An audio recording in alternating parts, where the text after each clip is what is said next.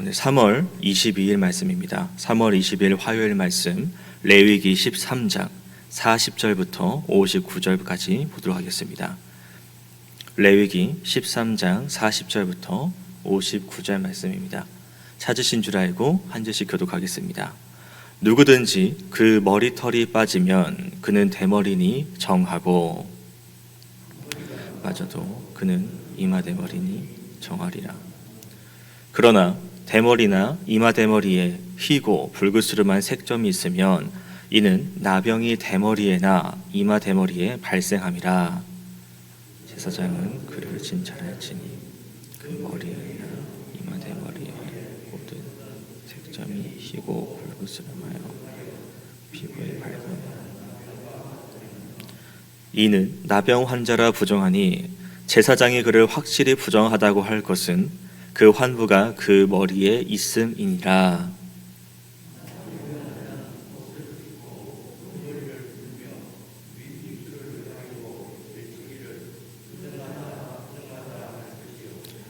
병 있는 날 동안은 늘 부정할 것이라. 그가 부정한즉 혼자 살되 진영 밖에서 살지니라.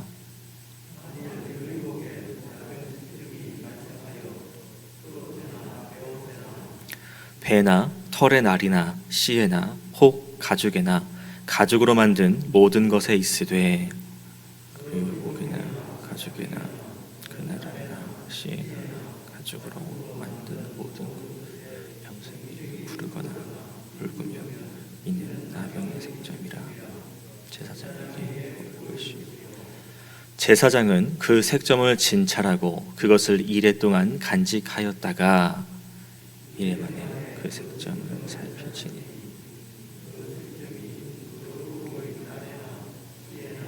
가죽이나 가죽으로 만든 것에 거쳤으면 이는 악성나병이라.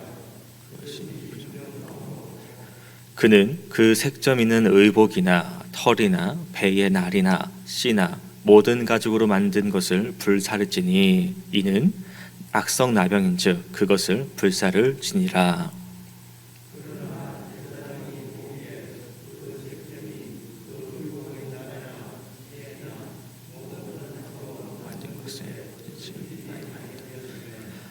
제사장이 명령하여 그 색점 있는 것을 빨게 하고 또 이레 동안 간직하였다가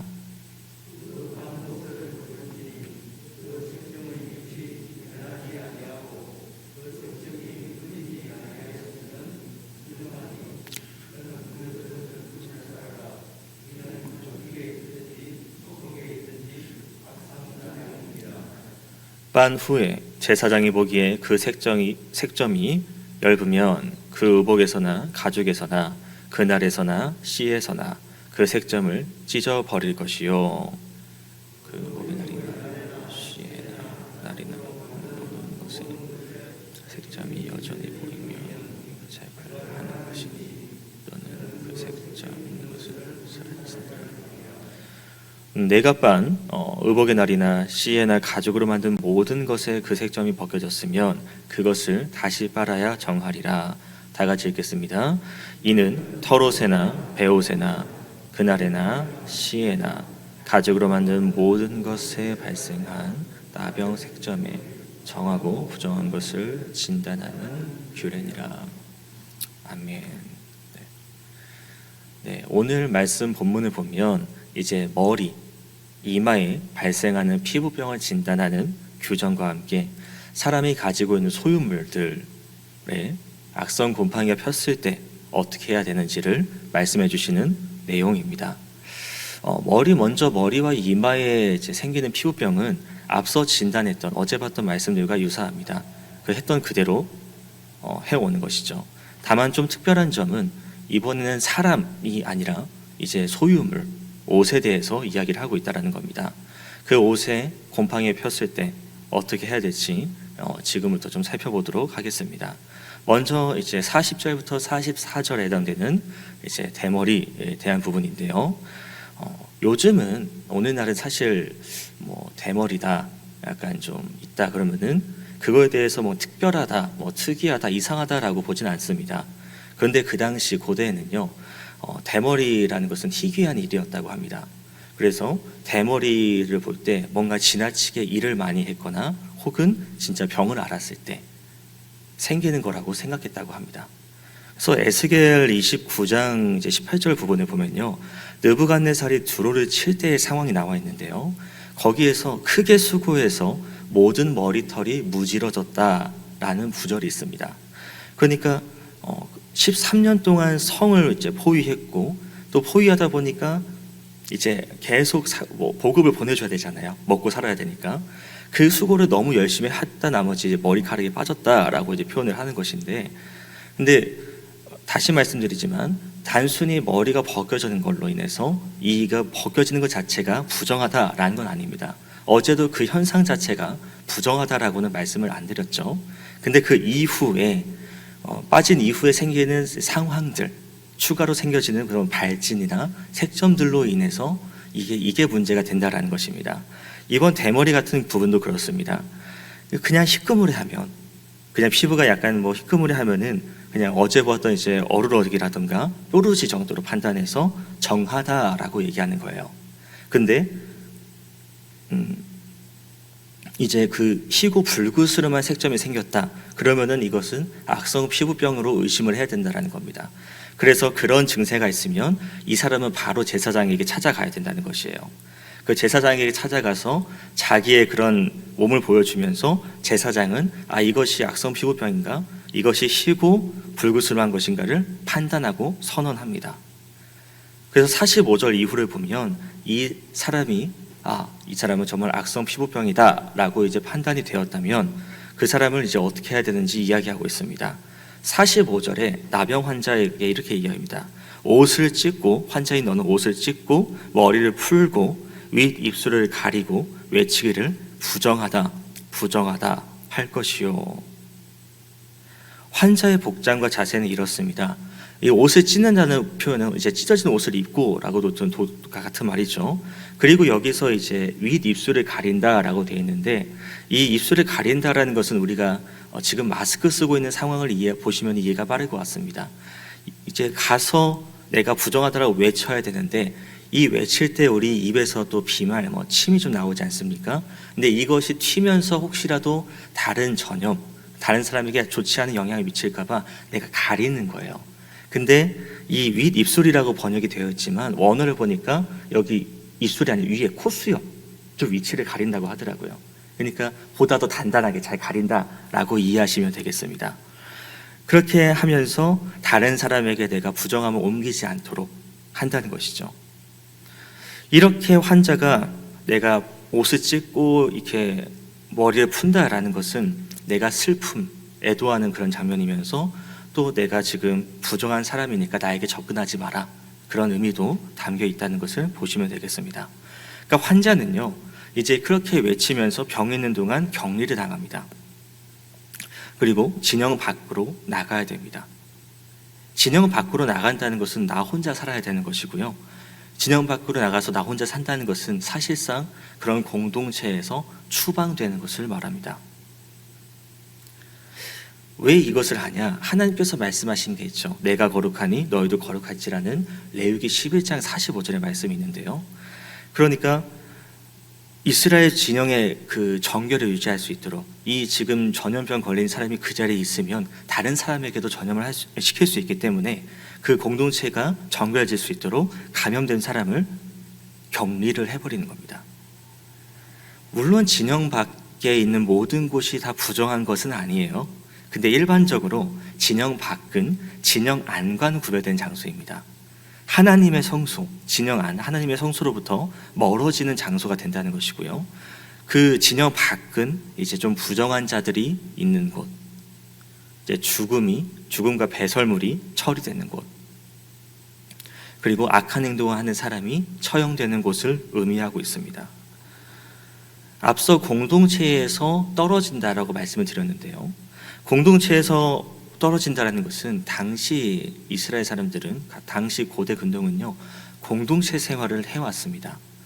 공동체를 이루는 그런 사회에서 내가 떨어졌다라는 것은요, 단순히 외롭다라는 개념이 아니에요. 할 수 있는 게 없는 겁니다. 그래서 어찌 보면 죽은 상태와 다를 바가 없다라는 것이죠. 거기에다가 진영 밖에 나가 있으니까 내가 성소에 나올 수가 없는 겁니다. 그러니까 하나님을 가까이 할 수 없고 하나님의 거룩함을 접할 수 없게 된다는 겁니다. 그러니까 하나님의 자녀가 진영 밖에 나간다는 것은, 하나님의 백성이 진영 밖에 나간다는 것은요, 영적으로나 또 이제 공동체 그 사회적으로나 이제 육체적으로나 죽음에 가까운 상황에 처한다라는 겁니다. 그러니까 이 부분을 보면서 우리가 알 수 있는 것은 하나님께서 얼마나 부정한 것에 대해서 민감하게 반응하시는지를 알 수 있다는 거예요. 부정한 것에 대해서 얼마나 확실하게 맺음을 짓는지를 볼 수 있다는 겁니다. 죄로 인해서 부정해지고 하나님과 관계가 끊어진다는 것, 그것이 얼마나 슬픈 일이고 얼마나 괴로운 일이라는 것인지를 보여주신다는 것이죠. 왜냐? 요한일서 1장의 말씀입니다. 하나님은 빛이시기 때문이에요. 하나님에게는 어둠이 하나도 조금도 없으시기 때문입니다. 우리가 잘못을 저지르면 빛 대신 하나님께 우리가 갈 수가 없다는 것이에요. 하지만 하나님은 우리에게 기회를 주십니다. 진영 밖에 나가 있는 그런 악성 피부병에 걸린 사람도 병이 나아지면, 그 병이 치료되면 제사장에게 다시 진단받고요, 그 공동체 안으로, 다시 그 진영 안으로 돌아올 수 있게 됩니다. 그러니까 앞서 기도했던 내용처럼 우리가 거룩한 삶을 살 수 있도록 계속 노력을 해야 된다는 것이에요. 혹시 내게 부정함이 있다면 빨리 털어내셔야 될 것입니다. 이어 47절부터 이제 58절까지 보겠습니다. 이 부분은 이제 곰팡이, 악성 곰팡이에 대해서 이야기하고 있는데요. 앞절 대머리 부분까지는 이제 그 사람의 몸에 일어나는, 사람 피부에 일어나는 그런 증상들에 대해서 말씀드렸습니다. 근데 이제는 이제 사물에 대해서 이야기하는 거예요. 사물 표면에 드러날 수 있는 악성 곰팡이에 대해서 이야기하고 있습니다. 이제 뭐 차라하트라고 이제 표현을 합니다. 이것을 개역 개정은 나병이라고도 표현을 했는데요. 근데 우리가 알고 있는 그 나병은 이제 한센병이라고 얘기하죠. 이게 좀 또 살점이 좀 떨어져 나가고 그런 것들. 근데 그것은 이제 이런 사물의 표면에 생기진 않는다고 합니다. 그러니까 우리가 지금 여기 가죽에도 악성 곰팡이가 생겼다, 이것은 나병이라기보다는 이제 악성 곰팡이, 차라트라고 얘기하는, 혹은 짜라트라고도 얘기합니다. 아무튼 그 곰팡이류가 아닐까라고 생각이 된다는 것이죠. 그래서 이 사물에 해당되는 것은 이제 털옷과 배옷 혹은 모시옷, 그리고 가죽으로 만든 것들을 이야기합니다. 이게 왜 거론이 됐냐? 많이 쓰였기 때문이에요. 대중적으로 많이 털옷을 입었고 배옷을 입었고 가죽옷을 입었기 때문입니다. 거기다가 이제 좀 더 구체적으로 설명하는 것은 날이나 씨라는 표현이 있는데요. 날이나 씨는 이제 우리가 그 배틀 이런 거 있지 않습니까? 옷감 짤 때, 그래서 가로로 넣고 세로로 넣는 것을 의미합니다. 날실은 세로로 옷감이 짜여진 것이고, 씨실은 이제 가로로 이제 옷감의 실을 짠 것을 말하는데요. 그러니까 옷을 만들 때 쓰는 그 재료들이었다라고 이해하시면 되겠습니다. 근데 이런 재료가 뭐에 약했다고요? 악성 곰팡이에 약했다고 합니다. 이것도 구분하는 기준이 있습니다. 이제 악성으로 판단하는 기준은 사람 기준으로 이제 희거나 붉으스름한 색이었죠. 근데 옷감과 가죽 같은 경우는 푸른색, 붉은색을 이야기합니다. 그러니까 피부하고 이 사물하고 구별하는 기준이 조금 달랐다라고 봐주시면 되겠습니다. 이것도 똑같습니다. 내가 가지고 있는 옷에 곰팡이가 생겼다, 그러면은 똑같이 제사장에게 가지고 갑니다. 그리고 제사장에게 진단을 받습니다. 제사장이 봤을 때 이거는 악성 곰팡이로 판단된다, 그러면 일단 그 옷을 7일 동안 따로 보관을 합니다. 그리고 7일 후에 봤을 때 이것이 그 곰팡이가 좀 더 퍼져나갔다면 이것을 악성 곰팡이로 규정하면서 불태워버립니다. 왜? 부정한 부분이기 때문입니다. 죄송합니다. 부정한 부분이기 때문입니다. 하지만 7일 동안 보관했을 때 이것이 따로 커지지도 않았어요. 별 문제가 없는 것처럼 보여요. 그러면 제사장은 이 옷의 주인을 오라고 해서 이 옷을 너가 가서 물에 빨아와라 라고 이야기합니다. 그럼 그것을 세탁해 오면 그걸 다시 또 7일 동안 보관을 한다고 해요. 그래서 또 7일 지난 후에 봤을 때 이 곰팡이가 번지지 않는구나, 이상한 문제가 없는 거구나 라고 판단되면 이제 그것을 주인에 가져가라고 하는 것이고, 그 가져가라고 했을 때 그 곰팡이 핀 부분만 잘라내서 쓰라고 얘기를 합니다. 근데도 씻어 왔는데 얘가 계속 뭐 물에 빠지는 것도 아니고 색이 강하게 있다 그러면은 이것 또한 부정하다 생각하면서 태워버립니다. 정하다고 판단돼서 가져간, 아까 말씀드린 이제 이것만 잘라내서 쓰면 되겠다. 왜? 그 곰팡이 색깔이 옅어졌고 이건 악성 곰팡이 아니라고 판단됐으니까 그 가져간 그 옷을 입고 다니는데 혹시라도 이거 또 곰팡이가 퍼졌다라고 한다면은 제사장에게 다시 가져와서 이것도 부정하다고 판단받고요. 그것 또한 그 옷을 불태워 버린다라는 겁니다. 우리가 악성 곰팡이를 통해서 한번 다시 봤으면 좋겠는 것은요, 불태우는 부분이라는 것이에요. 무엇을? 옷을요. 당시 옷은 좀 귀한 가치가 있었다고 합니다. 지금 우리는 옷을 살 때 정말 저렴한 부분에서부터 비싼 것까지 내가 골라서 살 수 있고 아무거나 입을 수 있는 입장이지만 그 당시는 옷이 귀한 가치가 있었다고 해요. 그러니까 이것을 내가 버린다, 이것을 태운다, 아까운 거예요. 그러니까 아까 얘기했듯이 이거 곰팡이, 이건 악성이 아니니까 요것만 잘라서 너가 입어라 라고 주는 이유도 여기서 이게 귀하니까 라고 우리가 이해할 수 있다는 것이죠. 그런데 예수님께서는 말씀하시는 부분이 이거죠. 누가복음 12장을 보면은 목숨이 음식보다 중하고 몸이 의복보다 중하다 말씀하십니다. 그러니까 여기서 목숨이 가장 중요하다는 거예요. 몸이 가장 중요하다는 거예요. 생명, 영혼, 존재적인 가치 모든 것이 포함된 의미라는 것입니다. 즉 내가 가지고 있는 것들, 물건들, 육체적인 행복을 채우는 그런 것들보다도 내가 생명이 더 중요한 것이고 그리고 내 영적인 영혼이 더 중요한 것이고 그리고 내 존재의 가치가 더 중요하다라는 것이죠. 그래서 59절을 보면서 우리가 정리할 수 있는 것은 그런 겁니다. 이제 13장 전체를 요약하는 부분인데요. 이제 사람에 대한 피부병에 대한 내용이 아니라 사물에 대한, 그러니까 의복이나 가죽 이런 거에 대한 규정에 대해서만 요약을 하고 있습니다. 그래서 뭐 나병, 색점, 뭐 진단 방식들이 이제 뭐 또 털옷이나 배옷이나 날씨, 가죽으로 만든 것과 이제 그 진단을 위한 것들에 대해서 얘기를 하면서 이렇게 판단하는 이유가 뭐냐, 왜 이렇게 이것을 얘기하냐라는 것은 정함과 부정함을 분별하기 위함이라는 것을 이야기하고 있다라는 겁니다. 이스라엘 백성들에게 있어서 너희가 정결해야 된다라는 것을, 너희가 성소에 나오기 위해서 나아갈 수 있도록 거룩하게 구별돼야 된다라는 것을, 그것을 얼마나 너희가 중요하게 여겨야 되는지를 계속 이야기해 왔다라는 것이에요. 그래서 13장을 우리가 다시 한번 살펴보면 하나님 앞에서 우리가 얼마나 거룩하기 위해서 노력을 해야 될까라는 것을 보게 된다라는 겁니다. 왜냐? 거룩하지 않으면 부정하게 되고요, 진영 밖으로 나가게 됩니다. 진영 밖에 나가게 되면 우리는 하나님과 거리가 멀어지게 되어버립니다.